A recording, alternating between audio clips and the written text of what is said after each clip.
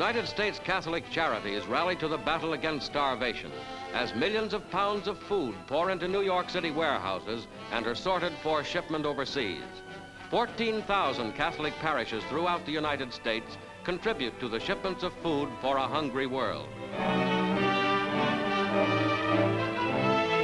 Cardinal Spellman of New York and Cardinal Griffin of England inspect the project, which has already shipped over 24 million pounds of foodstuffs.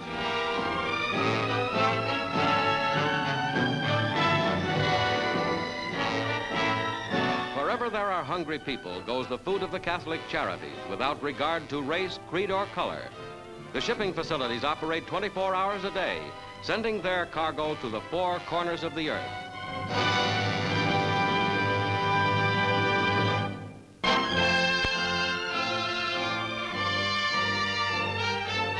At the Hall of Fame at New York University, a nation shrine to its great, a noted Negro educator takes his place alongside Thomas Jefferson and Abraham Lincoln, the man who freed the slaves.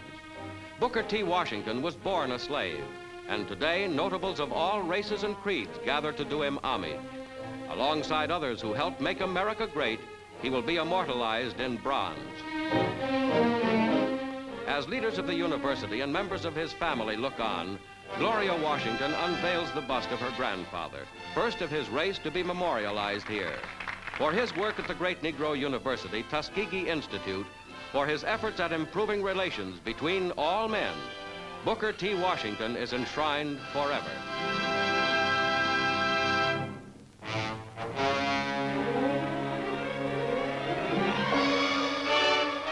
Condemned by an American military court, the criminals of Dachau concentration camp go to the scaffold. Simon Cairns, stormtrooper sadist, carries flowers, fertilized no doubt by the blood of his countless victims. Handcuffed for the climb up the 13 steps, a killer pays the penalty for the terror, agony, and horror he brought to thousands.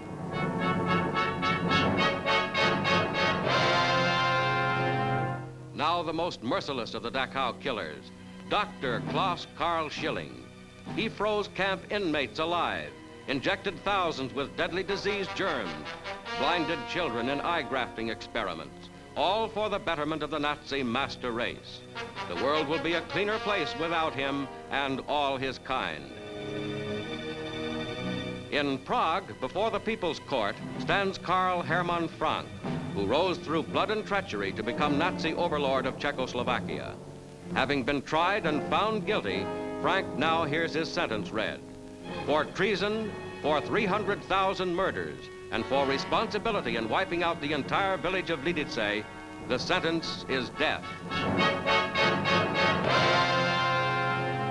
On the following day, 3,000 men and women who have known Frank's brutality attend his public execution. Now, harmless looking in his stripped-down stormtrooper uniform, this cold-blooded tyrant and killer had stopped at no crime in his efforts to force Nazism down stubborn Czech throats. There are no tears for Karl Hermann Frank.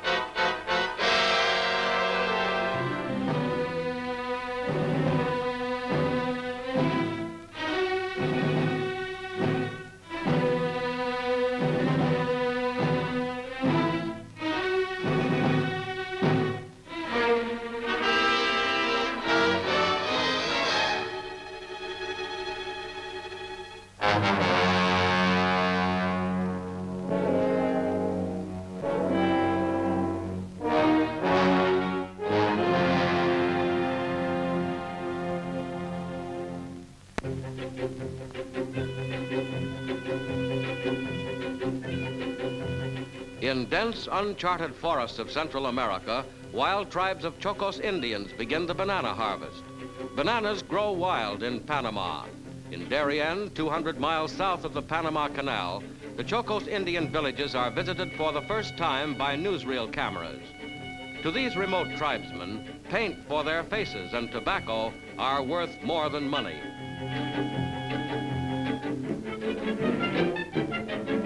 Off round the trip to the banana country.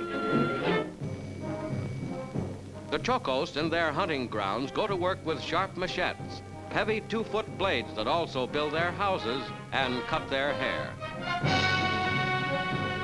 To get some banana stems, the entire tree is felled. But in the jungle, it grows back again to produce more fruit.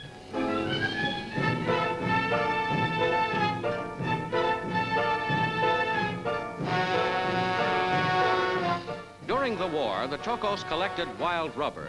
In peace, they've gone back into the fruit business. A large wild boar killed by bow and arrow means a feast when they get home.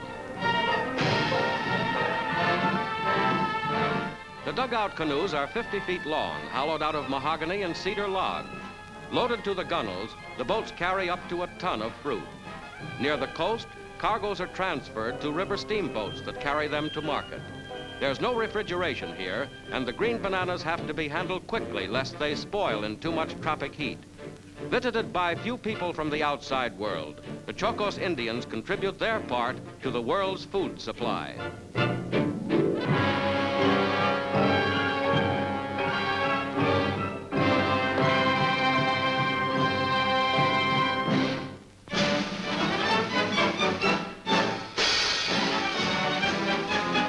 The streets of crowded New York are the regular playgrounds of thousands of children who will be the men and women of tomorrow. But the circumstance of nothing to do and no place to go doesn't leave much choice when it comes to hunting fun and recreation. And the street in many neighborhoods is all there is.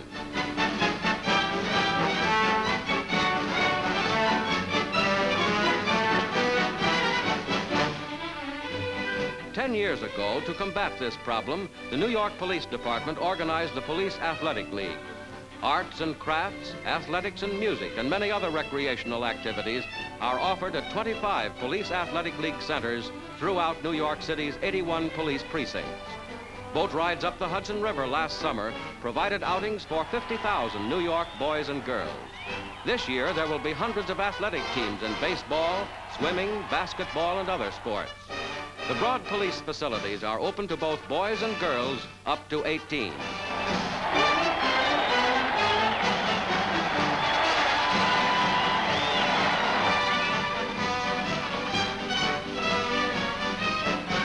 The Police Athletic League depends entirely on voluntary contributions. The police of the city of New York are proud of their athletic league and the fine effect their work is having on the youth of the city.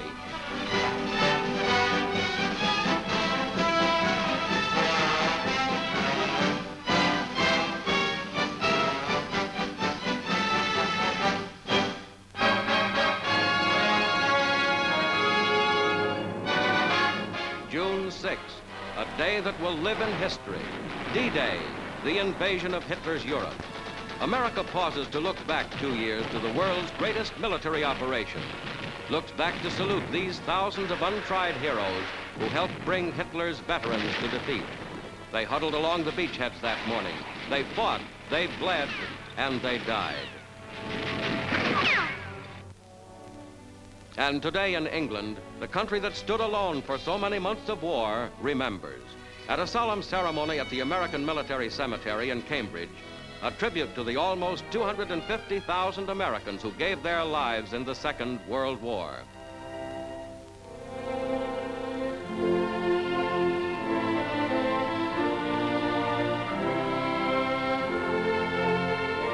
France remembers. Here where thousands fell in battle, where thousands lie buried, their memory is honored. A soldier has not forgotten a soldier friend who is gone. Belgium remembers. Twice devastated by war in our time, Belgium acknowledges its debt to those who must not have died in vain. Liberated Europe pays its respects to those who gave their lives that the world might be free.